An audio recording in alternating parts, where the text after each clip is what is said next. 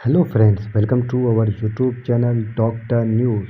दोस्तों, क्या आप जानते हैं रीना लियाकत अली कमाऊ की ब्राह्मण लड़की जो पाकिस्तान खातून अव्वल बनी। जी हाँ दोस्तों, आइए जानते हैं इस वीडियो में। एक मर्तबा बुर्ज खेलते हुए लियाकत अली ने अपनी रहनुमा मोहम्मद अली जना से कहा कि आप अपनी तन्हाई दूर करने के लिए दूसरी शादी क्यों नहीं कर लेते। जिन्ना ने तपाक से कहा, मुझे दूसरी रीना ला दो, मैं फ़ौरन शादी कर लूँगा। रीना लियाकत अली की पैदाइश 13 फरवरी 1905 में शिमाली हिंद के इलाके अल्मोड़ा में हुई थी और उनका नाम आयरीन रोड पनित था। वो कमाओं की एक ब्राह्मण खानदान से ताल्लुक़ रखती थी, लेकिन बाद में उन्होंने ईसाई मज़हब कबूल कर लिया था। रीना लियाकत अली की स्वान उम्री दी बेगम के शरीक मनसफ़ा दीपा अग्रवाल बताती हैं कि वो एक आज़ाद ख्याल खातून थी और उनमें ज़बरदस्त एतमाद था। 86 साल की अपनी ज़िंदगी में उन्होंने 43 साल इंडिया में जबकि इतना ही अरसा पाकिस्तान में गुजारा। उन्होंने सिर्फ अपनी आँखों के सामने तारीख रकम होते देखी, बल्कि उसका हिस्सा भी बनी। जिन्ना से लेकर जनरल ज़ियाउल हक तक सभी के सामने वो अपनी बात कहने से कभी नहीं हिचकिचाई। एमए के अपनी क्लास में वो अकेली लड़की थी और लड़के उन्हें तंग करने के लिए उनकी साइकिल की हवा निकाल देते थे। जवाहरलाल नेहरू यूनिवर्सिटी के साबिक प्रोफेसर पशपीश पंडित ननिहाल भी उस जगह था जहां आर्यन राउत पंडित का खानदान रहा करता था। प्रोफेसर पशपीश पंडित बताते हैं कि मैं तकरीबन 60 साल पहले 8 या 10 बरस की उम्र में अपने ननिहाल वाले मकान में रहा करता था। लोग उनके बारे में तरह तरह की बातें किया करते थे कि उनकी बहन पाकिस्तान के पहले वज़ीर आज़म लियाकत अली खान से ब्याही गई थी और उन लोगों ने अपने मज़हब तब्दील कर लिया था। उनका कहना था कि रीना के दादा एक आला ज़ात के ब्राह्मण थे और वहाँ के मशहूर वेद या हकीम थे, और जब उन्होंने ईसाई मज़हब कबूल किया तो पूरे इलाके में हलचल मच गई थी, क्योंकि अक्सर नीची ज़ात कहे जाने वाले लोग ही मज़हब तब्दील किया करते थे। उसके बाद जब रीना ने एक मुसलमान से शादी कर ली तो लोग और बातें करने लगे। इस दौर में अलमोरी की दकियानूसी मुआशरे में मॉडर्न कही जाने वाली पैंट पहनने न सिर्फ पूरे शहर में मौजूए बहस हुआ करती थी, बल्कि कुछ लोग उन्हें रिश्क की निगाह से भी देखते थे। मशहूर नावल निगार की बेटी एरा पांडे लिखती हैं, मेरे नाना के बराबर वाला घर डैनियल पंट का था, जिनका ख़ानदान मसीह मज़हब कबूल कर चुका था, लेकिन एक ज़माने में वो हमारी माँ के रिश्तेदार हुआ करते थे। हमारे नाना ने उनकी दुनिया को हमारी दुनिया से अलग करने के लिए हमारे घरों के दरमियान एक दीवार खड़ी कर दी थी और हमें सख्त हिदायत थी कि हम दूसरी जानिब देखने की कोशिश भी न करें। मेरी माँ शवानी ने लिखा था कि उनके घर के बारूची खाने में पकने वाले जायकेदार गोश्त की पागल कर देने वाली महक हमारी बेरौनक ब्राह्मण रसोई में पहुंचकर हमारे दाल और आलू की सब्ज़ी और चावल को शर्मिंदा कर देती थी। बर्लिन वाल की इस पार के बच्चों में हेनरी पंट मेरी खास दोस्त थी, और उनके बहनें ओला और मोरी जब अपनी जारजीत की साड़ी में अल्मोड़ा की बाज़ार में चल कदम करती थी तो हम लोग रश्क से मर ही जाते थे। आयरीन पंडित यानी रीना की तालीम लखनऊ के लाल बाग स्कूल और फिर वहीं के मशहूर आईटी कॉलेज में हुई। मुतअद्दिद अहम मुसन्निफ़ जैसे क़ज़ातुल ऐन हैदर, अस्मत चुगताई और अतिया हुसैन उसी कॉलेज से तालीम हासिल करके निकले हैं।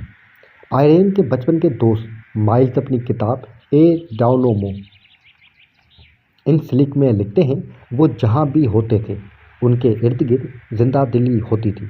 कॉलेज में लड़के ब्लैक बोर्ड पर उनकी तस्वीर बनाया करते थे, लेकिन उन पर उसका कोई असर नहीं होता था। मुस्लिम लीग के रहनुमा लियाकत अली से उनकी मुलाकात भी एक दिलचस्प कहानी है। दीपा अग्रवाल बताती हैं, ان دنوں ریاست بہار میں سیلاب آیا ہوا تھا اور لکھنؤ یونیورسٹی کے طالب علوم نے فیصلہ کیا وہ ایک پروگرام کر کے وہاں کے لیے فنڈ جمع کریں گی۔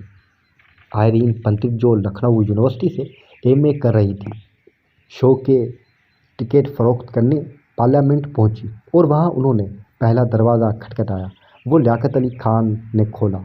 لیاقت ٹکٹ خریدنے میں جھجک رہے تھے اور بڑی مشکل سے انہوں نے ایک ٹکٹ خریدا۔ دیپا اگروال بتاتی ہیں، آئرین نے کہا کہ کم از کم 2 ٹکٹ تو خریدے اور شو دیکھنے کے لیے کسی کو اپنے ساتھ لے کر آئے۔ جواب میں لیاقت علی نے کہا کہ میں کسی کو نہیں جانتا جس کو اپنے ساتھ لاؤں۔ اس پر آئرین بولی، میں آپ کے لیے ایک ساتھی کا انتظام کرتی ہوں اور اگر کوئی نہیں ملا تو میں ہی آپ کے ساتھ بیٹھ کر شو دیکھ لوں گی، اور لیاقت ان کی یہ درخواست رد نہیں کر پائے۔ لیاقت علی نے اپنے دوست مصطفیٰ رضا کے ساتھ شو دیکھنے پہنچے، لیکن کافی تاخیر کے ساتھ۔ بعد میں آئرین انڈرپرستھا کالج میں لیکچرار ہو گئی۔ جب انہیں خبر ملی کہ لیاقت علی کو لیجسلیٹو اسمبلی کا سربراہ منتخب کیا گیا ہے تو انہوں نے انہیں خط لکھ کر مبارکباد دی۔ جواب میں لیاقت علی نے لکھا کہ جان کر خوشی ہوئی آپ دلی میں ہیں، جو میرے شہر کرنال کے بالکل نزدیک ہے۔ اس بار جب میں لکھنؤ جاتے ہوئے دلی سے گزروں گا تو کیا آپ میرے ساتھ چائے پینا پسند کریں گی؟ آئرین نے ان کی دعوت قبول کی اور یہیں سے ان کی ملاقاتوں کا سلسلہ شروع ہوا اور 16 اپریل 1933 کو بات شادی تک جا پہنچی۔ لیاقت علی نے ان سے 10 سال بڑے تھے اور پہلے سے شادی شدہ اور ایک بچے کے باپ بھی۔ لیاقت علی کی شادی ان کی کزن جہان آرا سے ہو چکی تھی اور ان کے بیٹے کا نام ولایت علی خان تھا۔ بہرحال ان کی شادی ہوئی اور جامع مسجد کے امام نے ان کا نکاح پڑھایا اور آئرین نے اسلام قبول کیا اور ان کا نام گل رینا رکھا گیا۔ اس میں کوئی شک نہیں، اس وقت لیاقت علی سیاسی افق کے ایک ابھرتے ہوئے ستارے تھے اور محمد علی جناح کے بہت نزدیک بھی۔ دیپا اگروال بتاتی ہیں کہ لیاقت علی کو فوٹوگرافی کا شوق تھا۔ انہوں نے موسیقی سیکھی تھی، پیانو اور طبلہ بجاتے تھے اور گاتے بھی اچھا تھے۔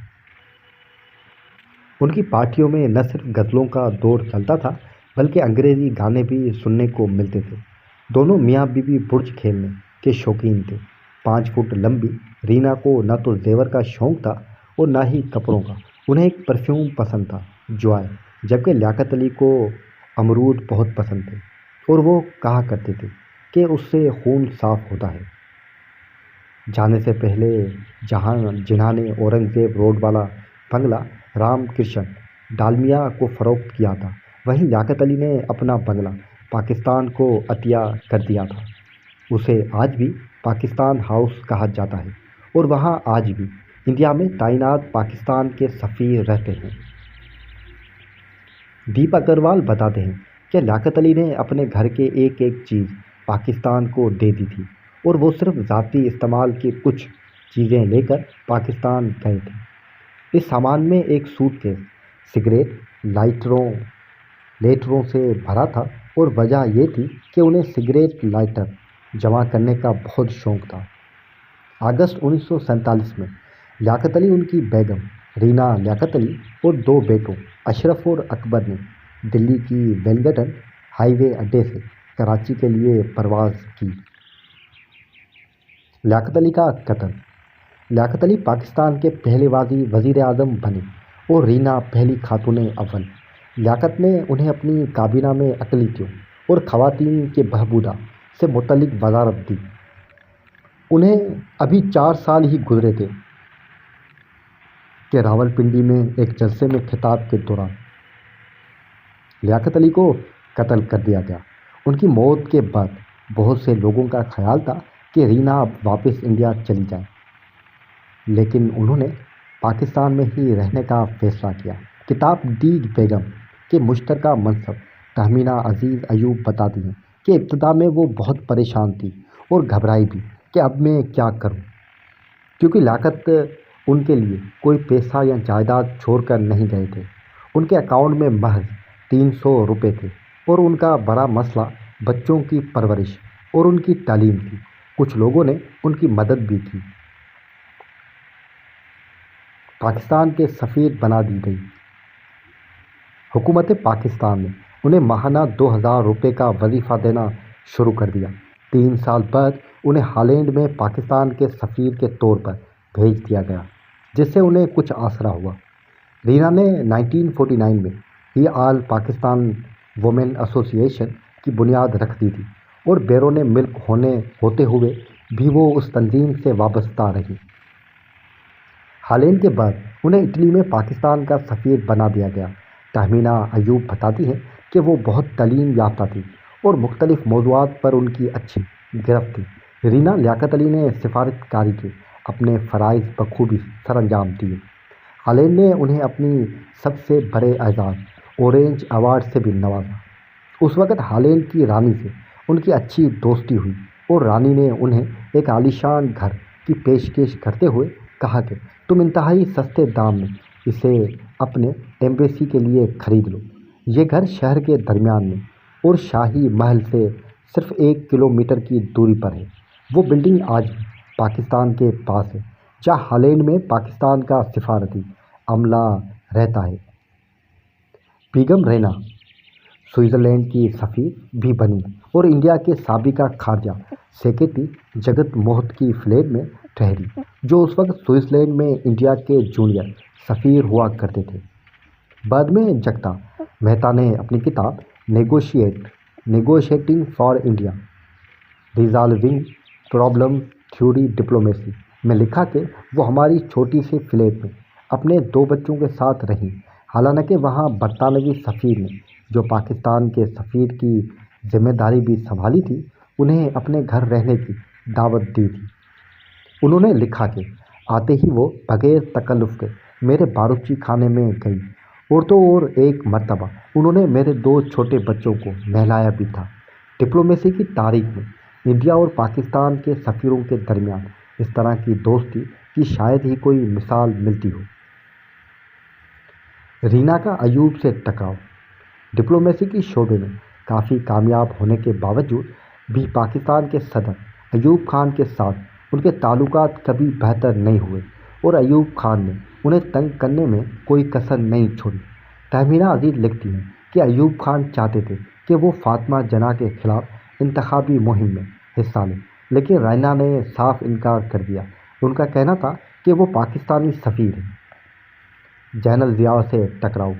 بیگم رینا لیاقت علی کو ان کی خدمات کے لیے پاکستان کی سب سے بڑے شہر اعزاز نشان حیدر نشان امتیاز سے نوازا گیا۔